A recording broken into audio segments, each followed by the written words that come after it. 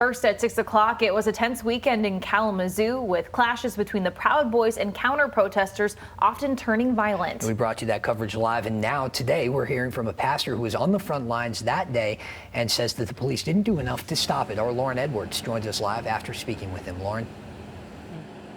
Yeah, Doug and Annie, I met with the pastor earlier this afternoon, and we met at Arcadia Park, and he was just giving me a rundown of what happened on Saturday, saying that, at Arcadia, everything started off peaceful. They had a vigil, people were praying, they were giving away pizza to men and women in the area experiencing homelessness, and then around 1:30 is when the Proud Boys showed up.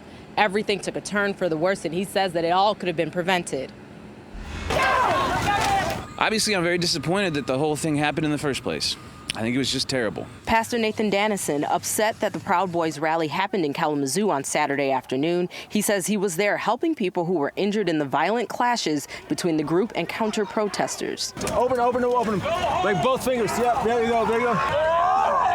It broke my heart watching residents of Kalamazoo being subjected to violence by outside terrorists. The police stood there and watched. Where the police at?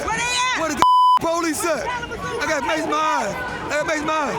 Pastor Dannison not only criticizing the police response, but wondering why the Proud Boys, a group linked to hatred and violence, were allowed to hold a rally. We let y'all stay here. I don't understand why they were allowed to shut the street down. They didn't have a permit. They didn't have a parade permit or a festival permit or anything. I mean, you want to have a food truck in this town, you got to have a permit.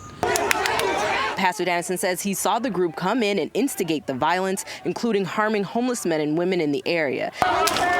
He says he wishes the city took the situation more seriously. And then on their way out of town, they gave the Nazi salutes and shouting Sieg Heil and all that kind of stuff, and they left. Proud of your boy! Dannison says he considers the Proud Boys to be terrorists, and since he is a pastor, he sees his fight against their ideology and hatred as important. And the part of me that is a human being sees the part of them that's a human being. And I want them to be made well and healed. In fact, Dannison says some of the Proud Boys have reached out to him since the event, and if they're up for it, he prays with them, hoping to change their minds and their hearts. I use it as an opportunity to encourage them to leave hatred behind and to stop being proud boys and maybe consider becoming humble men,